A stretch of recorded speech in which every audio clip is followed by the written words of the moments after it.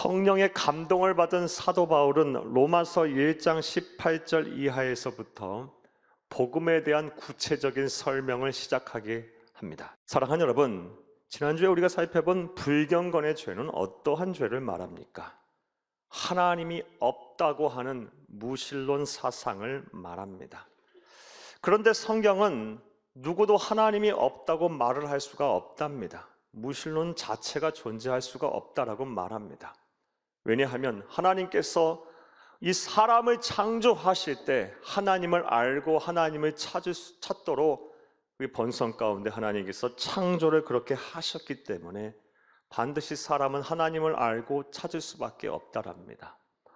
무엇보다 대자연 삼남만상에 하나님의 영광과 하나님의 실존을 알 수 있는 표적들을 계시하셨기 때문에, 자연 계시로 남겨두셨기 때문에 사람은 누구나 하나님을 알고 하나님을 찾게 된다랍니다.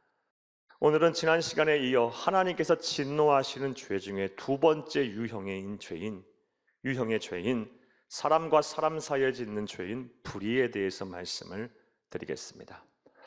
로마서 1장 26절부터 32절의 말씀을 보게 되면 사람과 사람 사이에 짓는 죄인 불의에 대해서 그 죄명을 아주 구체적으로 열거를 하고 있습니다. 자, 그런데 우리가 주목해야 할 것은 그렇게 사람과 사람 사이에 짓는 불의, 하나님이 진노하시는 죄인 이 불의에 대해서 죄명을 열거하면서 가장 첫 번째로 소개한 말씀하신 죄가 무엇이다? 동성애라는 것입니다. 오늘 본문 26절에서 27절을 함께 읽겠습니다. 이 때문에 하나님께서 그들을 부끄러운 욕심에 내버려 두셨으니 곧 그들의 여자들도 순리대로 쓸 것을 바꾸어 영리로 쓰며 그와 같이 남자들도 순리대로 여자 쓰기를 버리고 서로 향하여 음욕이 불릴 듯하며 남자가 남자와 더불어 부끄러운 일을 행하여 그들의 그릇됨에 상당한 보응을 그들 자신이 받았느니라. 아멘.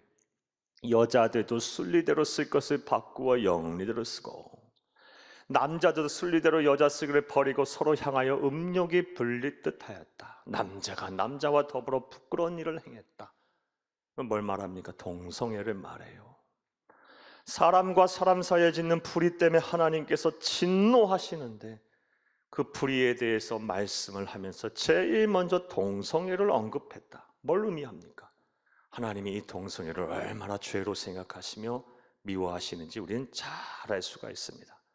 그러므로 우리는 동성애라는 죄를 범해서도 안 될 것이고 옹호해서도 안 될 것이고 또 그것에 대한 지질해서도 안 될 줄로 믿습니다.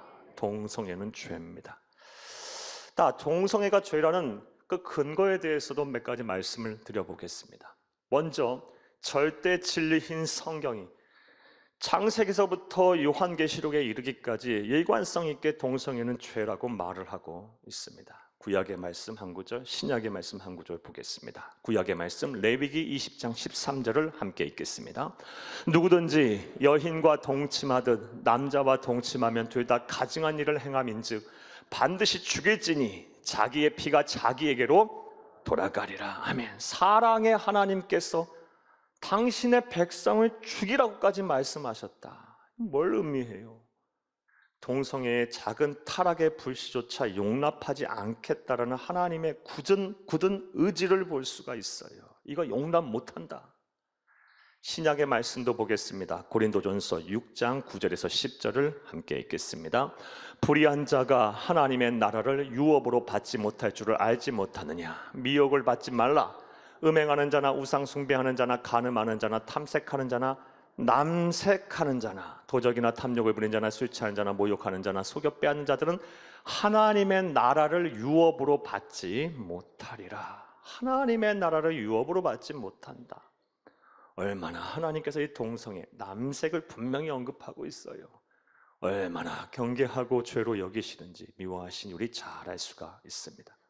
이처럼 성경은 창세기부터 요한계시록에 이르기까지 일관성 있게 동성애는 죄다라고 분명하게 말씀을 하고 있습니다. 자, 그런데 오늘날 일부 자유주의적인 신학자들과 그리고 목회자들, 성도들 가운데 동성애는 죄가 아니다라고 말을 하고 생각하고 주장하는 사람들이 여럿 있습니다. 많이 있습니다. 그들이 그렇게 말하는 주장하는 논리가 무엇이냐? 바로 사랑입니다. 사랑. 기독교의 핵심 교리는 사랑 아니냐? 예, 맞습니다. 우리 예수님께서도 믿음, 소망, 사랑 가운데 제일은 뭐다? 사랑이라고 말씀하셨습니다. 하지만 그들이 내세우는 논리의 사랑은 잘못된 이해에서 비롯된 사랑입니다. 성경에서 말하는 사랑의 속성을 잘못 이해해서 말하고 있는 거예요. 논리를 전개하고 있는 것입니다. 즉, 그들은 말하길 예수님께서 사랑이 제일 중요하다고 말씀하시지 않았느냐? 따라서 동성애를 행하고 동성결혼을 하는 사람들을 정죄하지 말고 그들이 행하는 동성 간의 사랑도 정성적인 사랑으로 인정을 하자. 그리고 그들의 허물을 덮어주는 것이 진정한 하나님이 우리에게 알려주시고 말씀하신 사랑의 실천이 아니냐라고 논리를 전개합니다. 사랑하는 여러분, 여러분들은 이러한 생각과 주장에 어떠한 생각이 드십니까? 사랑하는 여러분, 앞서 말씀드린 대로 이러한 논리, 이러한 생각과 주장은 하나님이 성경 말씀을 통해서 우리에게 알려주신 사랑의 속성을 왜곡한 것입니다. 고린도전서 13장 4절에서 6절을 함께 읽겠습니다. 사랑은 오래 참고 사랑은 온유하며 시기하지 아니하며 사랑은 자랑하지 아니하며 교만하지 아니하며 무례히 행하지 아니하며 자기의 유익을 구하지 아니하며 성내지 아니하며 악한 것을 생각하지 아니하며 불의를 기뻐하지 아니하며 진리와 함께 기뻐하고 6절만 다시 한번 읽겠습니다. 불의를 기뻐하지 아니하며 진리와 함께 기뻐하고 고린도전서 13장에서 사랑에 대한 정의를 내리면서 뭐라고 말씀을 하고 계십니까? 6절에 불의를 기뻐하지 아니하는 것이 사랑이다. 죄를 덮어주는 것만이 능사가 아니다. 그것만이 사랑이 아니다. 진리와 함께 기뻐하는 것. 진리는 하나님의 말씀입니다. 진리인 하나님의 말씀에 따라서 잘못된 것을 때로는 지적도 하고 바로 잡아주는 것이 그 또한 뭐다? 사랑이다 라고 말을 하고 있습니다. 따라서 예수님께서 동성의 사랑을 강조하셨다고 해서 우리가 동성애가 하나님께서 인정하시는 죄인 동성애를 덮어주는 것만이 사랑이 아니라는 것입니다. 이건 잘못된 생각이에요. 사랑하는 여러분, 이처럼 성경은 일관성 있게 동성애가 죄라고 말을 하고 있습니다. 이것을 온전히 믿고 온전히 알고 바로 전하는 저와 여러분 되기를 간절히 주의 이름으로 축복합니다. 또 동성애가 죄임을 알 수 있는 또 다른 근거는 기독교 2000의 역사를 통해서 알 수 있습니다. 기독교 2000년 역사 속에서 동성애가 일관성 있게 죄라고 우리 믿음의 선배들이 말을 해왔고 지적을 해왔고 지금도 말을 하고 있어요. 먼저 1에서 5세기 우리가 본받고 따라야 할 믿음의 유대한 영적인 거장들, 사도들, 그리고 그 이후에 나타난 속사도들, 그리고 교회의 아버지들이라고 하는 교부들 모두가 다 동성애가 죄라고 인정을 했어요. 실례로 기독교 박해 시대에 그리고 이단의 공격 앞에서 복음의 순수성을 지키고 교회를 지켜냈던 알렉산드리아의 클레멘트 같은 사람, 서방의 제롬과 같은 초기 기독교 신학자들 모두 그들의 남겨진 책에 동성애가 죄다라고 분명히 밝히고 있어요. 또 동방교부, 동방의 교회의 아버지라고 할 수 있는 크리스토솜 같은 사람도 분명히 동성애가 죄라고 말을 했고요. 서방교회의 교부, 아버지라고 할 수 있는 오늘날 모든 기독교 신학의 핵심적인 토대를 마련한 성 어거스틴도 분명히 동성애가 죄다라고 말을 하고 있어요. 중세시대도 마찬가지입니다. 가톨릭 신학의 표준이라고 할 수 있는 신학대전을 집대성한 토마스 아퀴나스도 분명히 동성애가 죄라고 말했고요. 우리가 잘 아는 작가인 단테 같은 사람도 그것은 희곡인 신곡에서 동성애는 죄라고 말을 하고 있고 자연법을 어긴 죄로서 7번째 층에 있는 지옥에 위치해 있다라고 말을 할 정도예요. 자, 나아가서 개신교들의 아버지들은 종교개혁자들도 모두 동성애는 죄라고 여겼어요. 그 존 칼빈은 로마서 주석에 동성애를 행하는 자는 짐승마도 못한 자다라고 개탄하고 있는 것을 우리가 보게 돼요. 이처럼 기독교 2000 역사를 통해서 일관성 있게 동성애는 죄다라고 우리 믿음의 선배들은 말했어요. 그런데 20세기 후반에 이르러 자유로운 인간의 삶을 강조하면서 분명한 과학적인 판단과 그리고 깊은 신학적인 성찰 없이 동성애는 죄가 아니다라고 주장하는 사람들이 나타났어요. 자, 그렇다면 이것이 옳은 생각입니까? 맞는 이야기입니까? 사랑하는 여러분, 하나님은 역사의 주관자가 되십니다. 그리고 기독교 2000년 역사는 하나님의 손안에 이루어진 역사예요. 2000년 역사를 통해서 하나님은 일관성 있게 동성애가 죄라고 얘기했는데 자유로운 인간의 삶을 강조하면서 그것을 부정한다, 진리를 부정하는 행위는 옳은 행동이 아니에요. 사랑하는 여러분, 동성애는 죄임을 여러분이 분명히 명심하고 바로 알고 바로 전하는 여러분 되기를 간절히 주의 이름으로 축복합니다. 저는 지금까지 동성애가 죄라는 근거가 되는 그 근거에 대해서 말씀을 여러분에게 드렸어요. 자, 그렇다면 이제 이러한 내용 이해를 바탕으로 생각을 해보겠어요. 사랑하는 여러분, 왜 하나님은 성경에서 그리고 기독교 2000 역사를 통해서 끊임없이 지속적으로 일관성 있게 동성애는 죄라고 말씀을 하셨을까요? 그 이유가 무엇일까요? 첫째로 우리 보여주세요. 첫째로 하나님이 정하신 창조의 섭리를 위배하기 때문입니다. 그래서 하나님께서는 성경과 기독교 2000 역사를 통해서 지속적이고 일관성 있게 이것은 죄다라고 말씀을 하시는 것입니다. 사랑하는 여러분, 동성애를 옹호하고 지지하는 사람들은 동성애가 선천적이다라는 그런 증거를, 과학적인 증거를 찾아내기 위해 혈안이 돼 있어요. 왜냐하면 동성애가 선천적이고 그리고 유전적인 요인으로서 발생된다. 즉 어머니 뱃속에서부터 하나님의 창조의 섭리대로 나타난 성정체성이다라고 과학적인 증거를 찾아내기만 하면 동성애는 죄가 아니기 때문이에요. 창조의 섭리대로 행한 건데 무슨 죄냐고 항변할 수 있기 때문이에요. 하지만 반대로 이 동성애가 선천적인 것이 아니라 후천적으로 자기의 의지대로 선택한 것이라 한다면 모든 동성애를 행한 것에 대한 책임과 결과는 동성애를 행한 사람이 져야 하기 때문이에요. 자, 그렇다면 이에 대한 오늘날 과학과 의학계의 현실은 어떨까요? 1990년대 후반에 동성애가 선천적이라는 많은 논문들이 발표가 됐어요.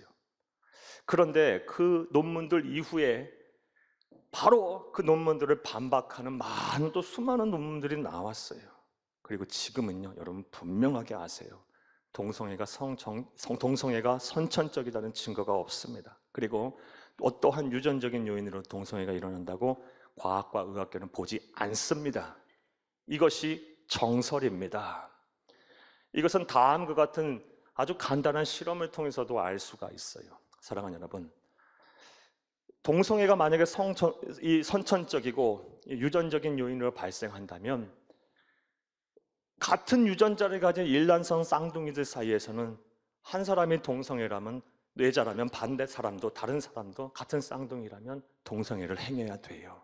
하지만 수많은 사람들의 표본으로 일란성 쌍둥이들을 조사해 보니 한 사람이 동성애자였을 때 다른 사람이 동성애자일 확률이 그렇게 높지 않아요. 10%도 안 돼요. 같은 유전자를 갖고 있는데 누구는 동성애고 누구는 동성애자가 아니다. 뭘 의미해요? 동성애는 선천적이지 않다라는 것입니다. 유전적인 요인으로 동성애를 행한다는 것이 아니라는 거예요. 동성애는 후천적이에요. 자기의 의지대로 선택한 결과입니다. 이것을 온전히 믿는 저와 여러분 되기를 간절히 주의 이름으로 축복합니다. 그러하기에 언제든지 동성애자는 자기의 성향을 바꾸고 극복할 수 있어요. 즉 우리 주 예수 그리스도를 인격적으로 만나면, 그리고 예수를 영접하면 우리 안에 내주에 계시는 거룩하신 영인 성령 하나님의 능력으로 반드시 변화되고 극복할 수 있습니다. 할렐루야. 실제로 이러한 예들이 정말 많아요. 지금도 많은 곳에서 동성애를 극복하고 하나님을 만난 이후에 거룩하신 성령 하나님의 능력으로 자신의 성정체성을 변화시키는 사람들이 얼마나 많은지 몰라요. 사랑하는 여러분, 동성애는 절대로 선천적인 것이 아니에요. 그것이 창조의 섭리가 아니에요. 하나님께서 정하신 성적 사랑의 창조의 섭리는 오직 이성애밖에 없어요. 이것을 온전히 믿는 저와 여러분 되기를 간절히 주의 이름으로 축복합니다. 동성애가 이 창조의 섭리를 위배하는 것이기에 하나님께서는 성경과 기독교 2000 역사를 통해서 지속적이고 일관성 있게 이것은 죄다라고 말씀을 하신 것입니다. 할렐루야! 또 두 번째로 왜 하나님께서는 동성애가 죄다라고 성경과 기독교 2000 역사를 통해서 지속적으로 말씀을 하고 계실까요? 자, 따라 하시겠습니다. 둘째로 하나님이 정하신 결혼의 규례를 위배하기 때문입니다. 하나님이 정하신 결혼의 규례와 가족의 성립 요건을 위배하기 때문에 동성애도 안 된다, 동성결혼도 이 죄다라고 하나님께서는 말씀을 하고 계십니다. 사랑하는 여러분, 하나님께서 천하 우주 만물을 창조하신 이후에 이 창조의 세계를 보존하시기 위해서 하나님께서는 결혼이라는 제도를 통해서 가정을 만들게 하셨어요. 그리고 이 가정을 만드는 데 있어서 결혼을 어떻게 해야 하는지 그 규례 또한 분명하게 명시를 하셨습니다. 우리 창세기 2장 21절에서 24절을 함께 읽겠습니다. 여호와 하나님이 아담을 깊이 잠들게 하시니 잠들매 그가 그 갈빗대 하나를 취하고 살로 대신 채우시고 여호와 하나님이 아담에게서 취하신 그 갈빗대로 여자를 만드시고 그를 아담에게로 이끌어 오시니 23절 아담이 이르되 이는 내 뼈 중에 뼈요 살 중에 살이라 이것을 남자에게서 취하였은즉 여자라 부르리라 하니라. 이러므로 남자가 부모를 떠나 그의 아내와 합하여 둘이 한 몸을 이룰지로다. 아멘. 사랑하는 여러분, 하나님께서 정하신 결혼 규례와 가족의 성립 요건은 하나예요. 하나. 뭐다? 한 남자와 한 여자가 이성애적 사랑을 통해 결혼을 하고 결혼을 통하여 가정을 이루는 것이, 이것이 바로 하나님께서 정하신 결혼의 규례와 이자 가족의 성립 요건이에요. 일부일처 그리고 이성애적인 결합, 이것만이 하나님께서 인정하신 거예요. 이게 정하신 창조의 섭리이자 결혼 규례이고 가족의 성립 요건이에요. 이것이 하나님의 뜻임은 이 땅에 오신 하나님이신 우리 주 예수님께서 이 세상에서 분명히 다시 한번 말씀하심으로 확증하셨어요. 마태복음 19장 4절에서 6절을 함께 읽겠습니다. 예수께서 대답하여 이르시되 사람을 지으신 이가 본래 그들을 남자와 여자로 지으시고 말씀하시기를 그러므로 사람이 그 부모를 떠나서 아내에게 합하여 그 둘이 한 몸이 될지니라 하신 것을 읽지 못하였느냐. 그런즉 이제 둘이 아니요 한 몸이니 그러므로 하나님이 짝지어 주신 것을 사람이 나누지 못할지니라 하시니. 아멘. 한 남자와 한 여자가 이성애적 사랑을 통해 결합하여 결혼을 하고 가정을 이루는 것이 하나님이 정하신 결혼 규례이자 가족의 성립 요건이에요. 그러하기에 동성애 혹은 동성결혼은 하나님 보시기에 죄가 되는 거예요. 따라서 성경과 기독교 2000 역사를 통해서 하나님은 지속적으로 앞으로도 계속이요 영원토록 진리이기에 하나님은 동성애를 죄로 보실 거예요. 그러므로 저와 여러분 또한 바로 알고 바로 믿고 바로 전하는 우리 그리스도인이 되어야 할 줄로 믿습니다. 또 세 번째로 왜 하나님께서는 동성애를 죄라고 성경과 기독교 2000 역사를 통해 지속적으로 말씀하셨을까요? 자, 따라 하시겠습니다. 셋째로 하나님이 금지하신 우상 숭배의 극치이기 때문입니다. 동성애가 하나님이 금지하신 우상 숭배의 극치이기 때문에 하나님께서는 이것을 금지하시고 죄라고 말씀을 하신 것입니다. 이것에 대한 이해를 하려면 우리가 지난주에 살펴본 내용에 대한 이해가 전제되어야 합니다. 지난 시간에 말씀드렸고 또 앞서 서두에서 말씀드렸다시피 하나님을 알되 그를 섬기지도 아니하고 영화롭게도 하지 아니하고 감사하지도 아니하면 무신론 혹은 불신론 속에 살게 되면 필연적으로 사람은 타락의 길을 걸어가게 되는데 생각이 허망해집니다. 마음이 어두워집니다. 그리고 채워도 채워지지 아니하는 이 영혼의 목마름이 생겨요. 하나님이 계셔야 할 곳에 하나님이 안 계시니까 그래요. 창조의 순간부터 하나님 우리의 본성 가운데 하나님을 알고 찾게 만들어 놓았고 하나님이 거할 처소를 우리의 심령에 예비하셨는데 하나님으로 우리의 심령을 채우지 아니하니 그분이 우리의 인격을 다스리지 아니하니 생각이 그냥 허망한 거예요. 마음은 어둡고 내가 왜 사는지도 모르겠고 인생이 덧없고 인생의 황혼에 가면 갈수록 죽음에 대한 공포와 두려움은 더 생기고, 왜 이렇게 사는지도 모르겠고, 왜 사는지도 모르겠고, 허망한 인생을 사는 사람들이 많아요. 그렇게 하다 보니 어떤 필연적으로 어떤 타락의 길을 걸어가게 됩니까? 하나님 대용품으로 무엇인가를 만들어서 그것을 채우려고 해요. 그렇게 생긴 것이 뭐다? 우상이라고 말씀드렸어요. 그리고 인류의 역사에 등장했고 등장하고 앞으로 등장할 수많은 미신들, 잡다한 종교와 신앙들, 신념들 다 그렇게 생긴 거예요. 하나님 대용품으로 만들어낸 거예요. 두려우니까, 허전하니까 뭔가 의지할 것을 찾는 거예요. 자, 그런데 그렇게 찾아낸 우상 가운데 가장 자극적이고 세상 사람들이 볼 때 매혹적인 우상이 있어요. 그것이 무엇이다? 성적인 타락입니다. 로마서 1장 23절, 24절 바로 앞에 내용을 보면 알 수 있어요. 함께 읽겠습니다. 썩어지지 아니하는 하나님의 영광을 썩어질 사람과 새와 짐승과 기어다니는 동물 모양의 우상으로 바꾸었느니라. 그러므로 하나님께서 그들의 마음을 정욕대로 더러움에 내버려 두사 그들의 몸을 서로 욕되게 하게 하셨느니라. 아멘. 이게 뭐예요? 성적인 타락을 말해요. 하나님으로 채워야 하는데 하나님으로 채우지 않고 대용품으로 찾은 우상 가운데 아주 자극적이면서 말초신경을 자극하고 세상에서 보기에 아주 매혹적인 우상, 그게 뭐예요? 성적인 타락이라는 거예요. 그리고 그 성적인 타락 가운데 쉽게 말해 끝판왕이 뭐다? 동성애라는 거예요. 동성애.